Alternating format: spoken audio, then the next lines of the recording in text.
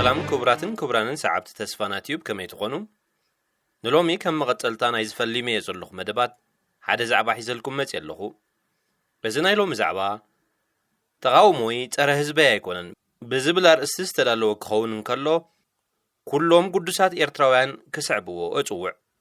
ክሳብ ፍጻሜ ናይ ዝትሕዝቶ ብምክትታል ክትዓግብሉ ምዃንኩም ተስፋ እናገበርኩ ነዚ ዝመስል ጽሑፋት ኣብ ዝቕጽል መደባት እውን ከቕርበልኩም ምዃነይ እናገለጽኩ ሰናይ ምክትታል እምነየልኩም ተቃውሞይ ጸረ ህዝበይ ኣይኮነን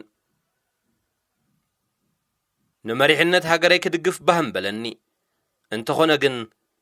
ክቃወም ተገዲደ ኣለኹ እቲ ምንታይ ዝድገፍ ተወዲኡ ወይ ውሒዱ ተቃውሞይ ዝጠልብ ኣገባባትን ኣካይዳታትን ግን ነጊሱ ዕዘብ ስለ ዘለኹ ሃገረይ እንሐመሱ ንሃገር ንሰርሕ ኣለና ንዝብሉ ኣብ ልዕለይ ንዘዳኽሩ ብዕድላት ወለዶታት ንዝጻወቱ ኣብ ሕሰም ህዝቦም ንዝዕዘሙ ስቂለ ክርኢ ኣይከኣልኩን ህዝበይ ንኽስደድ ዝደረኹ ኣብ ሞቱ ዝሕጐሱ ንሞቱ ጠንቂ ዝኾኑ ከስዕኡ ኣእምሮኡን ኣእዛኑን ኣጥምዮም ንመሰረታዊ ሰብኣዊ መሰላት ተጸባይ ንዝገበሩ መራሕቲ ክድግፍ ኣይከኣልኩን እዞም ከምዚ ዝበሉ ምእንቲ ሓበራዊ ዓወት ንዝተጸመመ ንጹህን ሓየትን ዝኾነ ህዝቢ ዝበደሉ ናይ ሕሰም መራሕቲ ዕድሚኦም ምስ ነውሐ ዕድሚኦም ክሕጽር ክቃወም ኣለኒ ኢለ ስለ ዝኣመንኩ ተቃውሞይ ከስምዕን ንድሕነት ህዝበይ ብተግባር ክነጥፍን ወሲነ ንዖም ኣልየ ኪድዮ መሰረታዊ ሰብኣዊ መሰላት ሓሊፈ ንዴሞክራሲያዊ መሰላተይ ከረጋግጽ ክብገስ ተገዲደ ነዚ ዝድርኹ ሓደን ክልተን ጥራይ ዘይኮኑ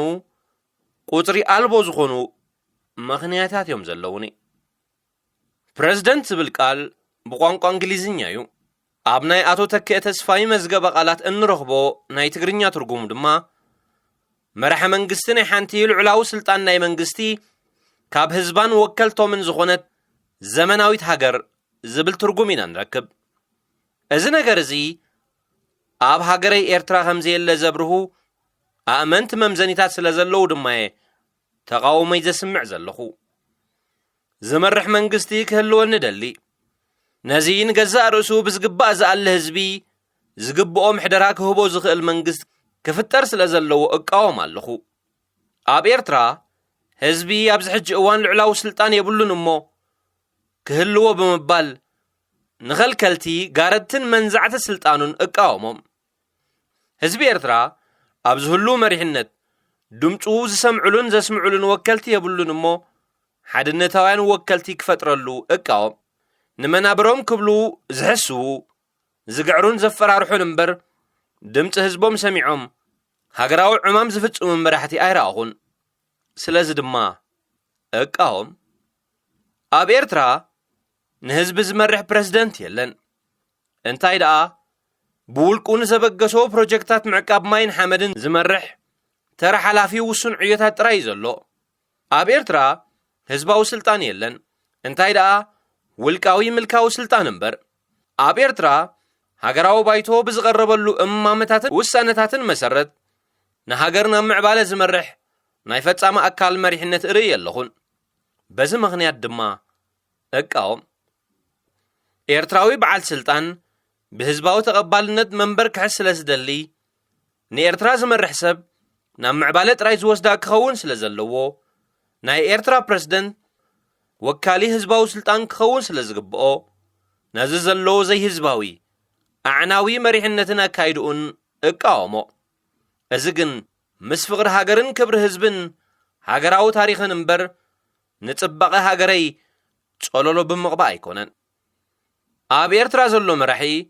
ንሓፂር ግዜ ተባሂሉ ብሃገራዊ ባይቶ ዝተመርጸ መራሒ እዩ ነይሩ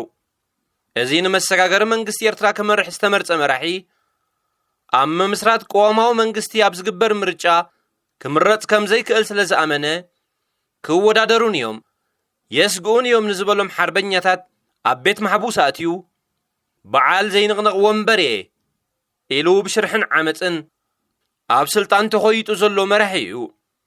ክእዝዞ ንዝግባእ ሃገራዊ ባይቶን ህዝቢ ዘጽደቆ ቆዋምን ቀቲሉ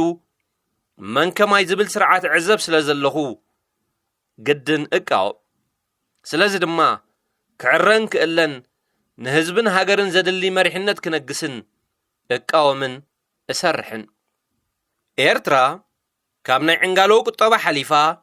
ንህዝባ ኮይና ንኸባቢያውን ዘጽግብ ሃብቲ ዘለዋ ሃገር ክንሳ ኩናት ወዲ ኩናት ወልዑ ኣብ ሽግሪና ዘለና ለውጥን ምትዕራይን ኢልኩም ኣይተህውኹና ክብል ዝመረጸ መሪሕነት ምልኪ መከራ የጽግብ ኣሎ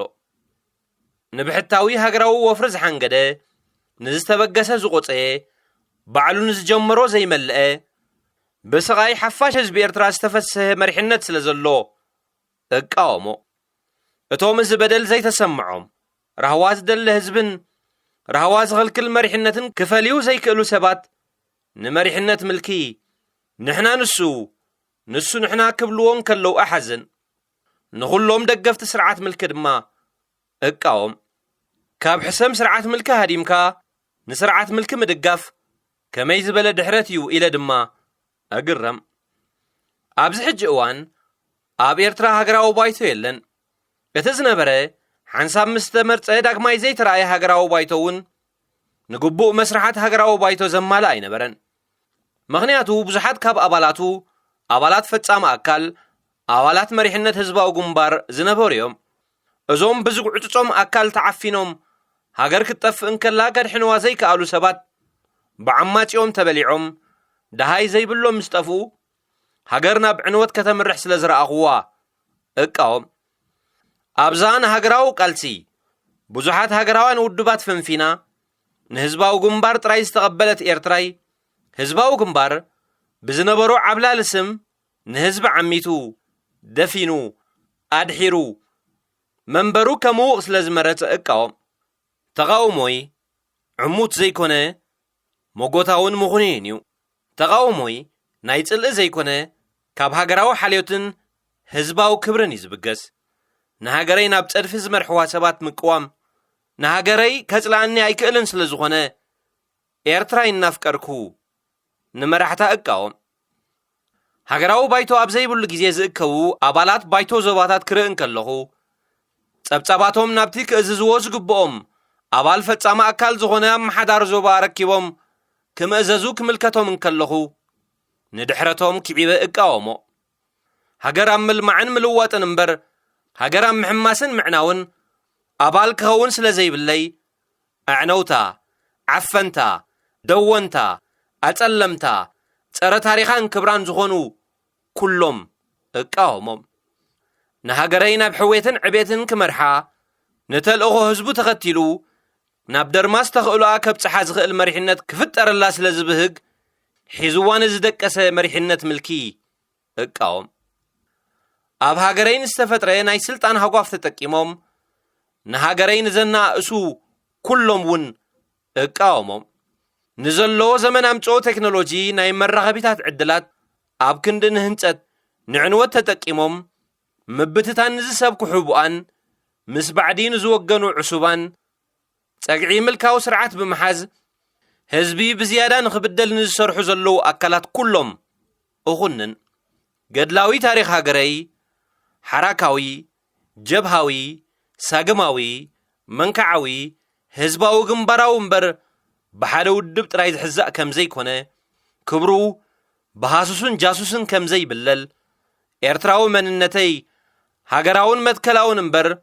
قوانقواوي بهراوي أوراجاوي هايمانوتاوي وزته كم زي كونه نزي فلتو كفلت انا تقالسكو نتوم تقعي هايمانوت بهر قوانقوا أوراجا وزته حزوم نغلنتنا إيرتراي كزرقوز السحاقو زلو كلهم اقاومهم إيرتراي هاقر كلهم إيرتراوين انبر نحاد قريبان حدا ترحق هاقر كم زي كونت آتري رسل زردا نزي تردقهم ويكردقهم نزي دليو بعوتا انقرو من اقاومو من ملكب مقلاف حرنت نمنقاس هبزقبر قالس دما مس كلهم إيرتراز اندقهم تشعات تزبيهراتهم شدوش تزوباتاتهم للاونتن هاقراو كبرتن زقدامنتهم ووفرن نسباون ديمقراسياون مسلاتي اقالسن نغالسي امينه دما بحرنتاوي هيوت ناب حرنت امرش ንኹሉ ኣብዚ ሓርነታዊ ቃልሲ ዘየለ ጽማዕ ሓርነት ዘለዎ ኤርትራዊ ድማ ሰዓበኒ ዝብል ዛዛሚ መልእኽተይ እልእኽ ተቃውሞይ ክቱር ፍቕሪ ህዝበይ ታሪኸይን ሃገረይን ከይጎሶኽ እዩ ኣጆና ሰብ ሙሉእ ተስፋ ኢና ሓርነታዊት ኤርትራ ከንፈጥራን ከነልማዓን ኢና ክቡራትን ክቡራንን ሎሚ ዘዳለኽዎ ጽሑፍ ኣብዚ ዛዚመ ኣለኹ ሳብስክራይብ ኮመንት ሼር ላይክ ብምግባር ተኸታተልቲ ናይ ስዒቡ ዝቐርብ ትሕዝቶታት ክትኮኑ እዕድመኩም